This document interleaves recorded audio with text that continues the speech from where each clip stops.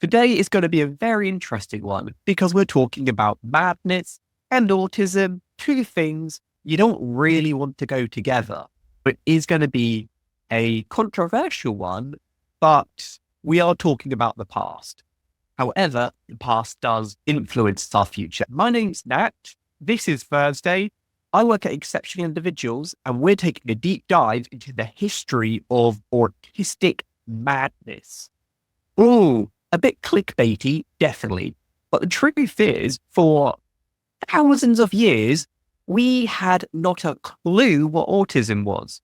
But autism was always a thing. We just didn't have a name for it.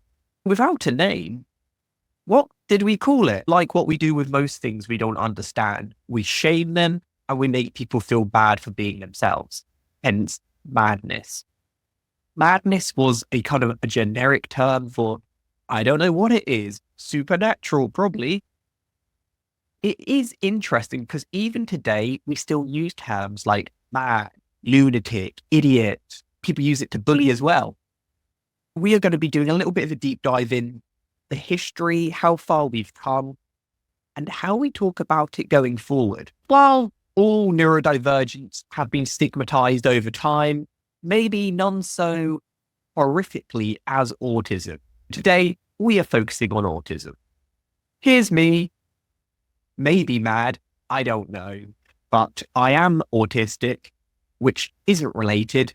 However, I have been bullied. I have been called every name under the sun. And that's why I think it's really important to learn about these subjects today. Autism, a history of madness and how it's seen today. We've got a lot to get through, so hold on to your seats.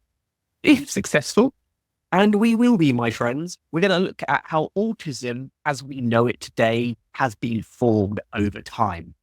We're going to look at autism and its critics, those who actually don't really like it.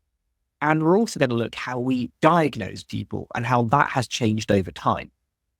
Our current level of understanding is the dyad of 10. Essentially, social communication challenges, repetitive behavior, and social sensitivities smushed together, you got yourself autism. But as we will see, this understanding has changed a lot over time, and even in recent times. To do this, we are going to start by looking at the histories of madness.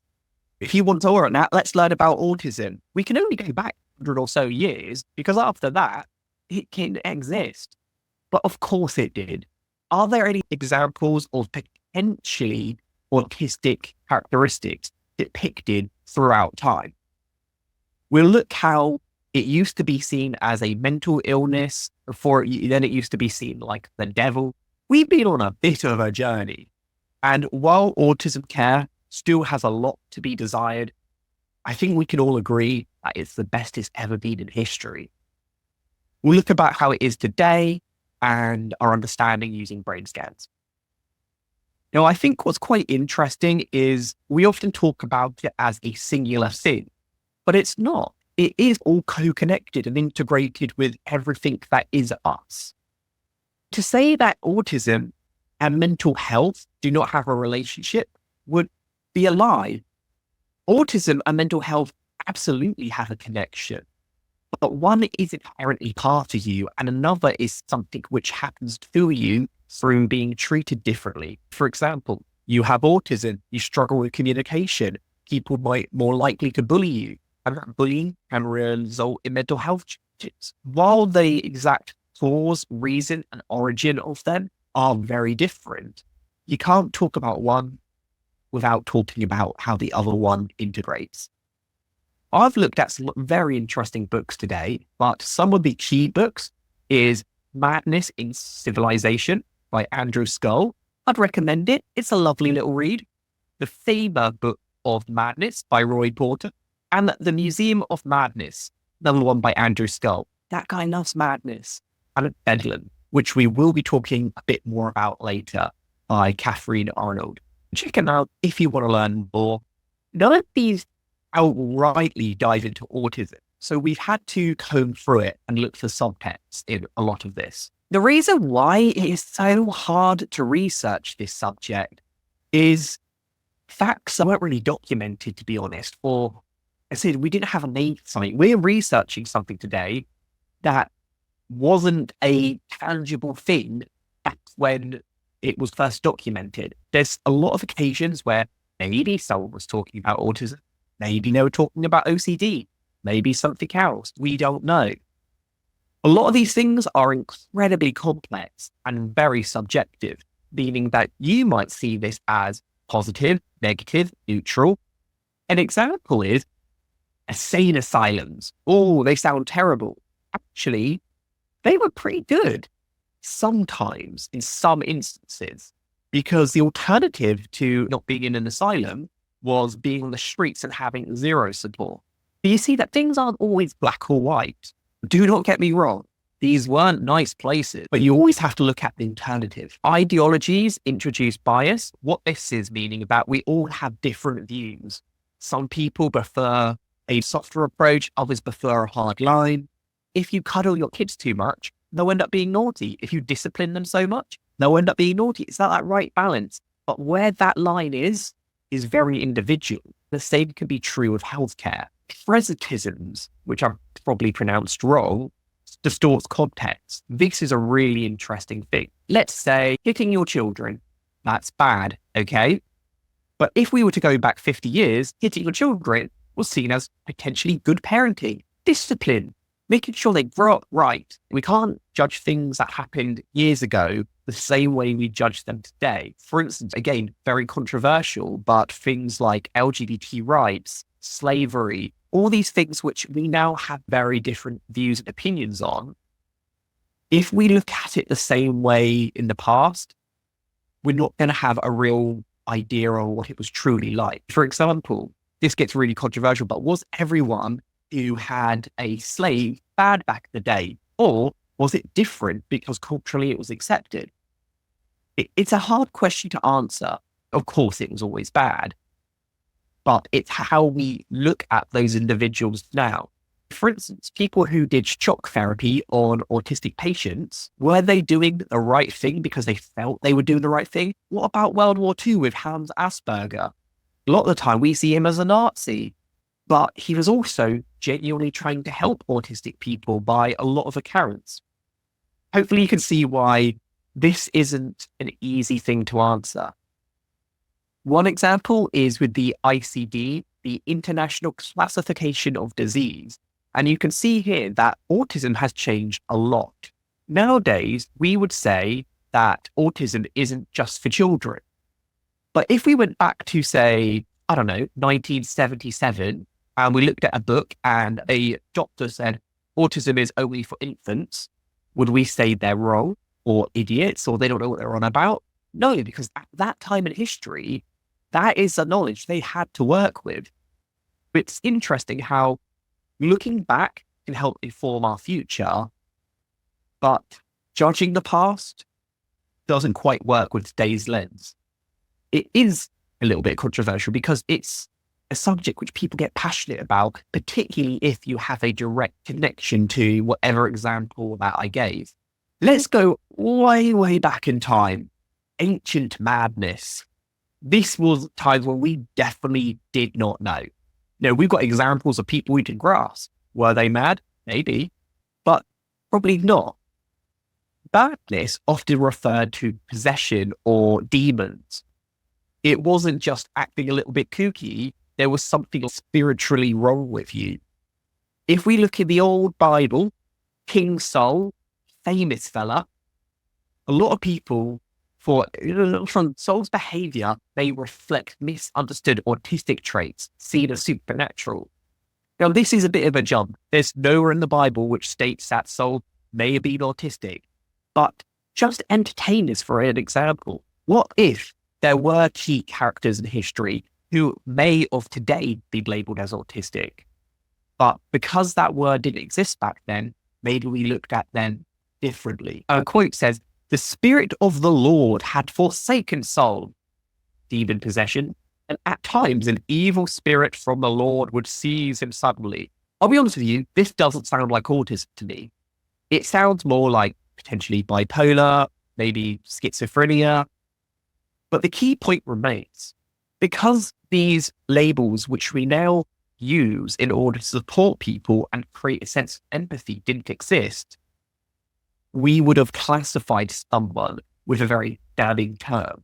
It goes on to say David would go and play his harp so that Saul found relief.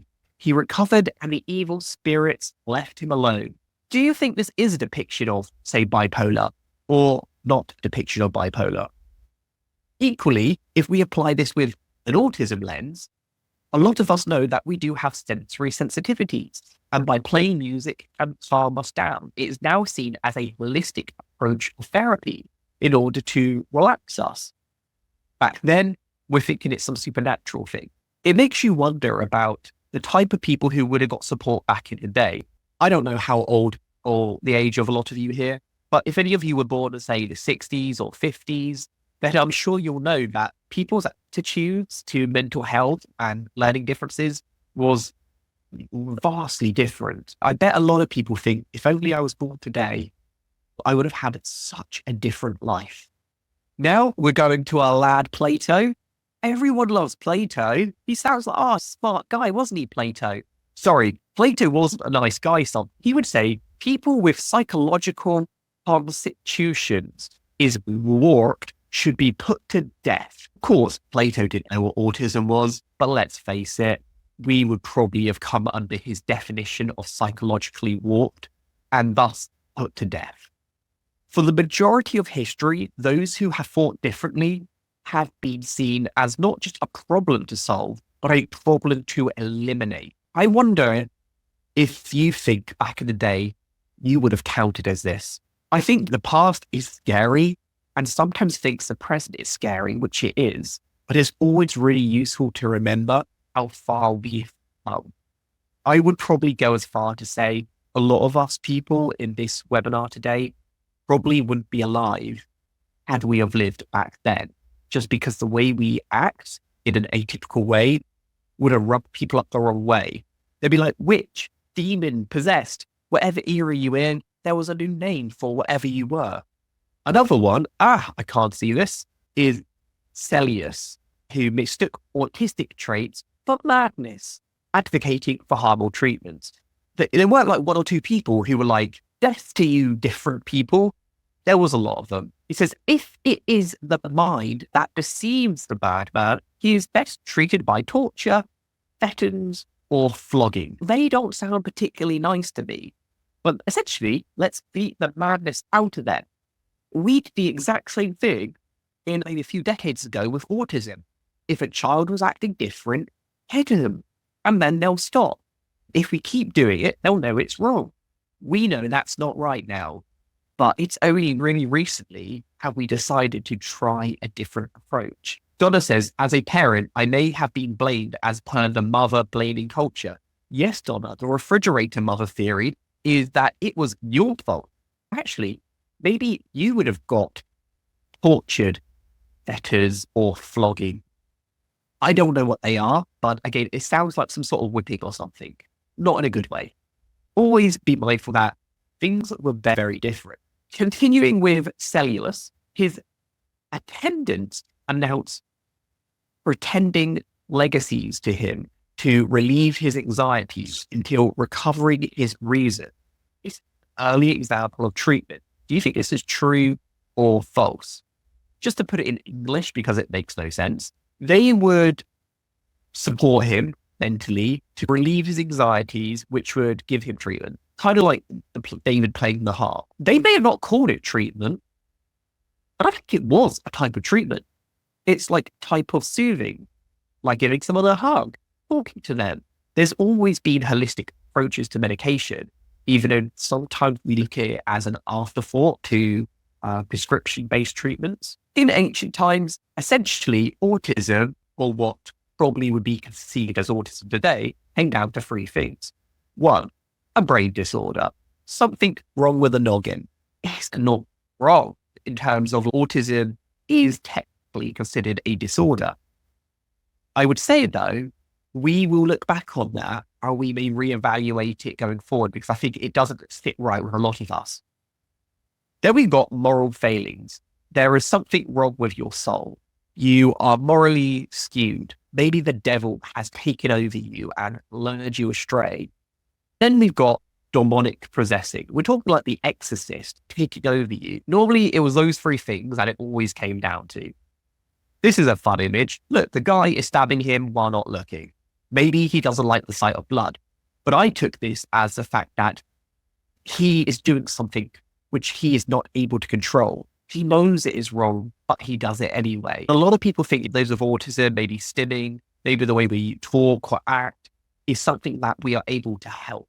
Because there is this disconnect between knowing something is considered wrong or not the correct way of doing it and doing it anyway, then there must have been a spiritual factor behind it. What legal word do you think is most offensive to you? It's so easy to talk about deed schools and stuff, but what people forget is that a lot of these things were legally accepted. People believed in this stuff genuinely. Even during the Victorian times, words like lunatic and idiot weren't always seen as negative. They were more legal terms. Personally, I think lunatic is a bit more offensive. We don't really use that word anymore now. It's used as a bit of a novelty. Idiot, however, is still very much in common usage. Were these words originally offensive? I think a lot of instances they weren't.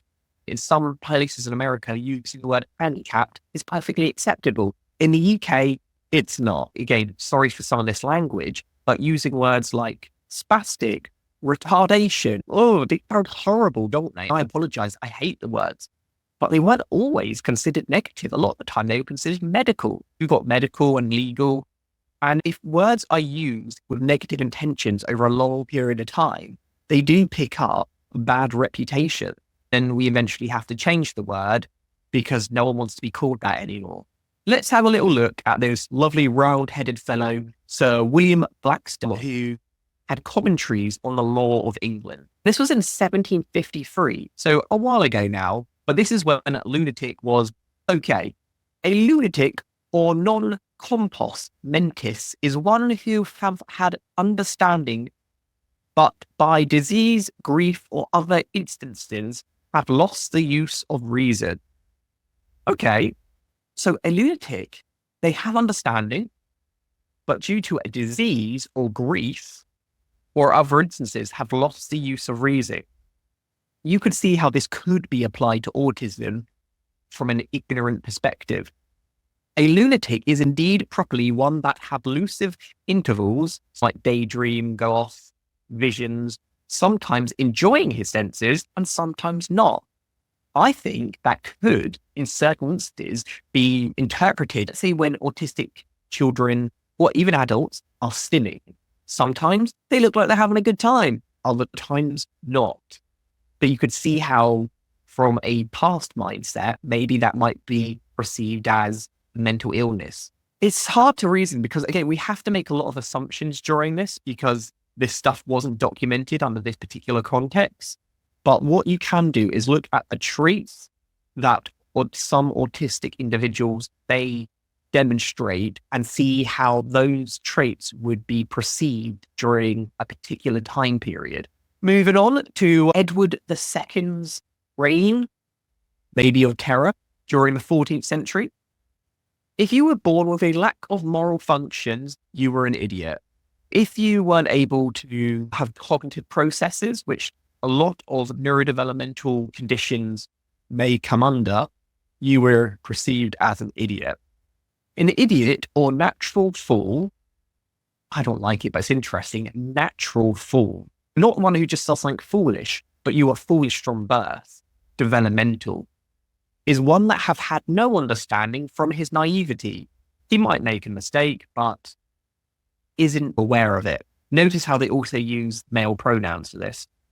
Therefore, is by law presumed never likely to attain any. These terms were official. They were legit. They were accepted. Having the labels is one thing, but how about employment in those times? Was the employment affected by all of this? It was a good question. You would not have been employed. You would most definitely have been in poverty. If you were royal, you would have had, what's it called when you're, let's say you're royal, but then your mother might, queen consort, you might have had someone else do your ruling for you. Ultimately, it came down to class. You're either worthless or your duties were given to someone else. Obviously, history is a big time. Region, yes, thank you. It would have been region. Let's move on now to insane asylums. Asylums were horrible, actually. And in the UK, not only we have the first one, but we had just one for 700 years. Everyone would go into it. If any of you have heard of Bethlem, you might be like, I thought it was called Bedlam. It is, but the name changed over time because people use different words in the exact same thing. When you say, oh, it's Bedlam in here, that comes from the asylum where mental patients would go. And it was chaotic. It was just off. It's just wild in there. And that's where the term came from. We've got mad doctors treated autism and insanity. And you think, what's a mad doctor? This was actually true. What would happen is you would go into these asylums, you would be treated, and then you would be unemployable afterwards. And a lot of the time, you would then become one of the doctors or one of the nurses and then treat more patients. It was a different form of slavery. For instance, you'd have a person working on a field, and in order to work on the field, they would have to pay money for rent and money for food, which then they would have to pay for doing work. You could never get out of slavery. The same thing happened in these institutions. The asylum was profiting from misunderstanding. No one really cared about whether or not someone had a neurodevelopmental condition or a mental condition. Doesn't matter. It makes money. It's like the prison system. Does it really matter if someone's guilty or not? No, because they make money from it. The system was very corrupt and there was no reason to change it. In the early 19th century, asylums started to grow. We were housing many misdiagnosed autistic individuals. Lots of people who would most likely be considered autistic today were just thrown in the madhouse. This is an image of people who were locked up like a straitjacket, and then they would stay there for days. Patients with autism were used for labor, and if they weren't able to do labor, they were severely punished. Unfortunately, people didn't leave these places. If they either went to work or they died. Once you went in the doors, you didn't go out of the doors. Terrifying, right? Genuinely terrifying. Moving on to the late 19th century, asylums started to be in a decline. They were ridiculously overcrowded. There were no kind of rule or order. This is a famous image of people dancing and just doing their own thing, just like animals chucked in a pen. This is where the term Bedlam comes from, because it did seem, what is going on in here? Unfortunately, autism wasn't going to become a priority for quite some time. During World War I, we had things like shell shock, or what we'd now call post-traumatic stress disorder, which kind of filled these institutions. In 1930, the Community Care Act was instituted, which say, actually, let's treat people right. However, autism still wasn't really understood at this time. World War II, again, focusing on trauma, autism is still ignored. Then we got other types of community care where autism, while understood, was very under-recognized. It was like 1 in a million, 1 in 100,000, only for male, only for children. While we are making progress, we're only tipping the tip of the iceberg. Then 1950s, we've got the beds have peaked and autistic people are institutionalized. So this is as big as it's going to get. Then from the 60s onwards, we start to wind it back and to put people in community care. But as I said at the very beginning, all is not black and white. Just because we were essentially deinstitutionalizing insane asylums didn't mean we were necessarily making progress. Because where people may be in a safe environment in some instances and getting support in some instances, when you're out in the real world, there was nothing for you, no support. As they say, maybe bad support is better than no support. Madness once referred to conditions like autism, but is beyond outdated. I want you to tell me, are there any better names or alternatives that we may want to use instead? Obviously autism, But can you think of any names which may be more appropriate to use instead of madness? Maybe a bit broader, because obviously not everyone who had these characteristics was autistic. There could have been many names under the sun. Autism spectrum condition, yep, much better than autism spectrum disorder, though some people still find the word condition a little bit contentious. Different, yeah. But I might push back on that and say, why are you saying one person is normal and I have to be different? We're still creating like a bit of a platform. Am I always due to be different? Oh, Donna says neurodivergent. I think that's quite a neutral term. Who defines what neurodivergent is? Does it have to be a cut-off criteria? The point I'm trying to make here is that there isn't a perfect term and everyone's going to have different opinions. In your opinion, what do you think best describes an autistic brain? In 2024, is it best to call it an illness, a disorder, a difference, a problem, or maybe something else? Yeah, of course, I'd imagine most of you would say difference. An illness, it is not. It's not pathological. It is inherently part of you. That is not right. Disorder, technically correct, because it is different from the ordinary, but the ordinary is defined by the majority, not inherently. Difference is just different, never not good, nor bad, just different. Problem is, again, very negative, deficit focused rather than ability focused. Our words are so important to how we view things. The fact that ADHD has disorder in the name makes a difference. Dyslexia does not have disorder in the name. The way we look at them does matter. Words have biases, which means if you have the word, say, disorder, illness, difference, it does conjure different ideas of what someone can do and what someone can't do. Disorder is typically a legal and administrative construct, so very legal. Illness is more medical, and problem/distress is sometimes an alternative. All outdated, in my opinion, but they do have different meanings, and not all of them are used as slurs. Some of them, like the word disorder, are actually used in order to gain support for individuals.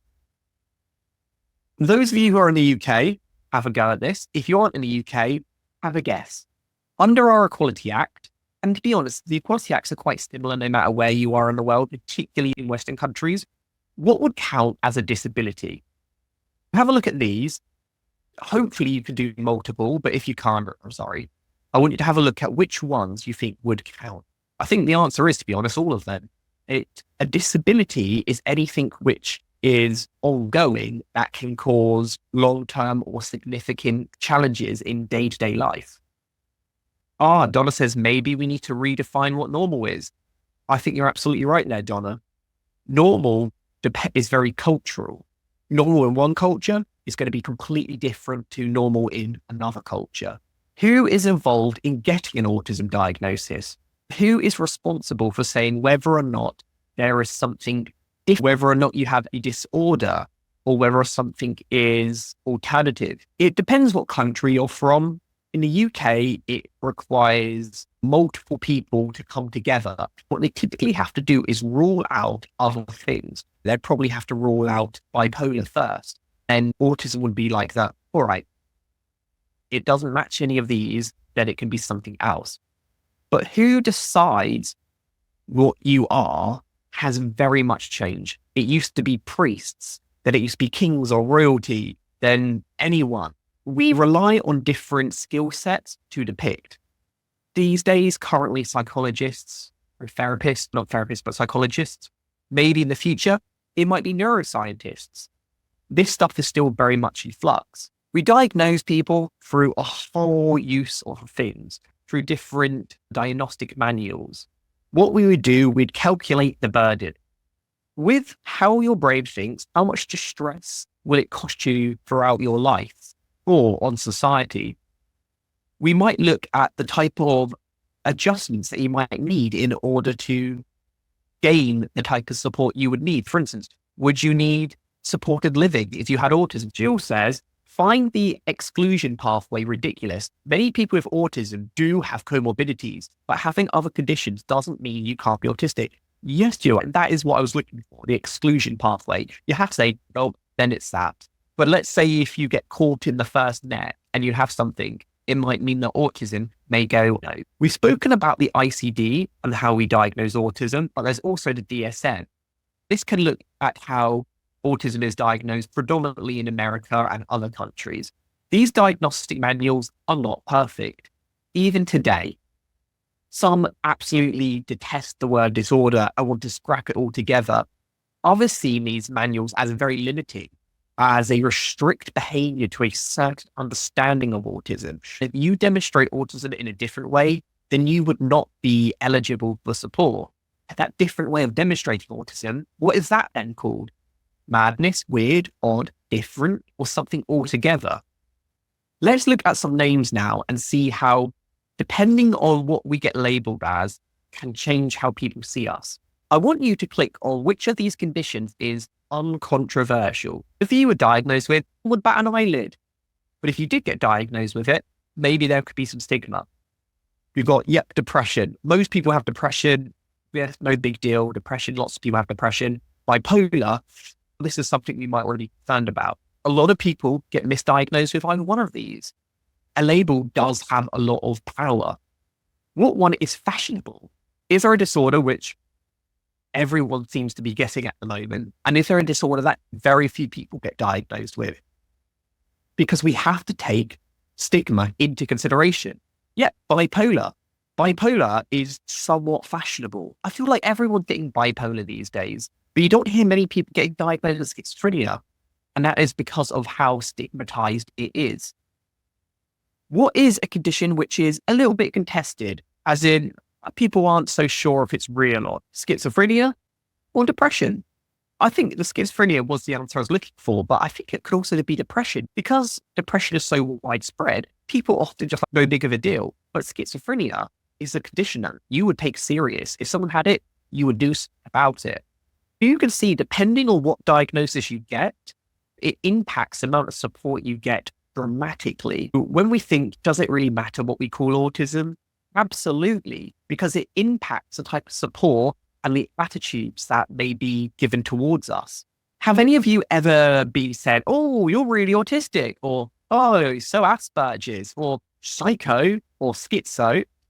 These type of words are incredibly damning, and they're inaccurate, and they just help reinforce preconceived ideas. I got a picture of Psycho here, not because I think he was autistic, but when people call you Psycho, that's the image that comes to mind. For instance, I'd definitely be called Psycho, be called you're really autistic. They have power. The Harvard Health Publishing prefers the word neurodiversity, which I know a lot of you are familiar with. And neurodiversity describes the idea that people experience and interact with the world around them in many different ways. There is no right way, or thinking or learning or behavior differences are not viewed as deficit. I think neurodiversity is an amazing word which levels the playing field and resets our preconceived ideas. But labels do change over time. So we will have to wait and see how the word neurodiversity develops, as it's only been around since the early 90s or mid 90s. On here, I want you to select which ones you think are true.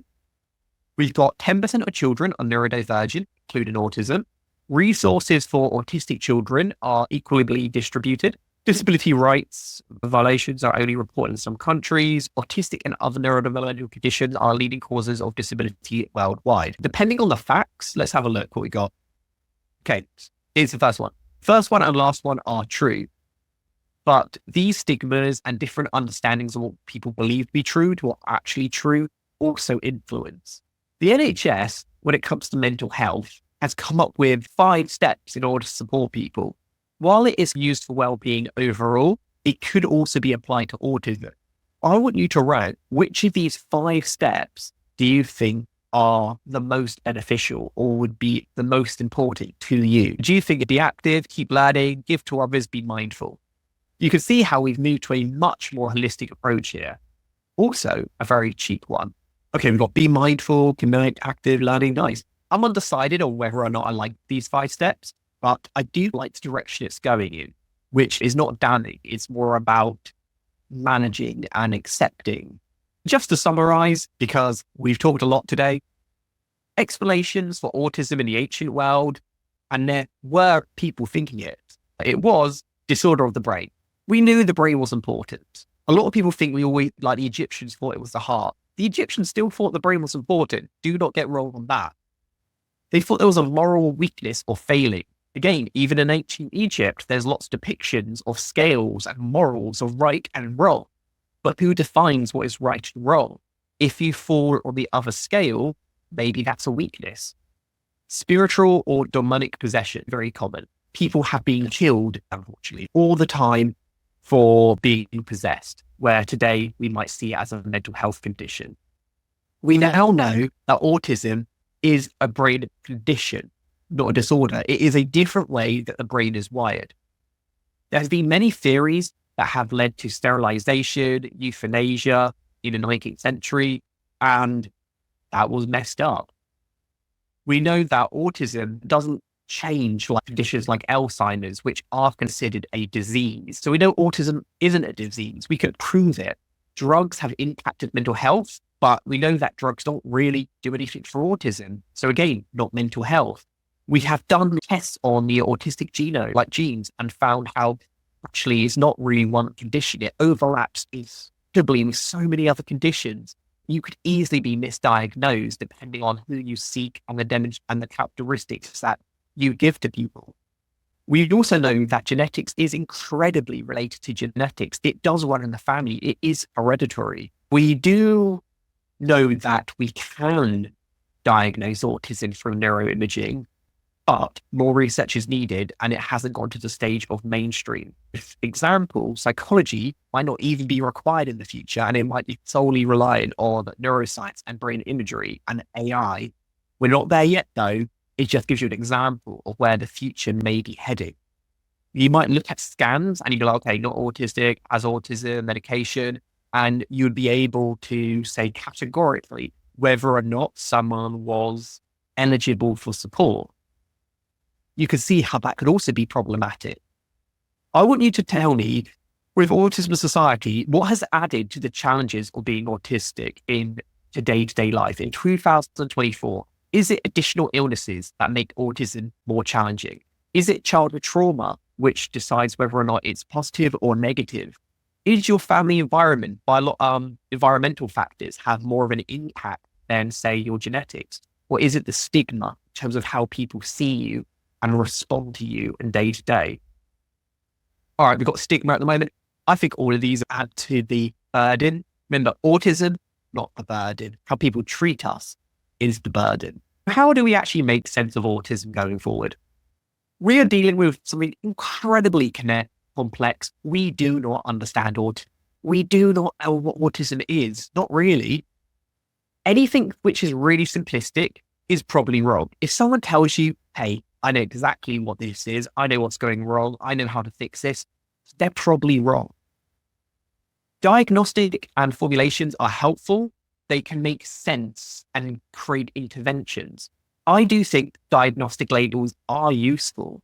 Without them, we'd be like, where do we even begin? But to pigeonhole something down to such a small is never going to be the most accurate way of doing things. If you thought today was useful and you found some gems, there is much more research to go through. An example is you could be looking at virtual reality and how that might be more potential treatments or support going forward. You might look at different disorders, check different diagnostic manuals, and look how they have changed over time. Do check them out if you want to learn more. That's a lot today. If any of you do have autism, doesn't matter if you're diagnosed or not, and in the UK, as an organization, we do offer support. Do get in contact and you get a workplace needs assessment. Just go on our website if you do want to learn more. I encourage you, it's definitely worthwhile. If you do want to look on our website, go there. You could drop us an email or even give us a phone call if you prefer to do things that way. History is fascinating, and I hope we never ever forget it, because it is the only way to continue to move forward. Hope you have a lovely rest of your Thursday.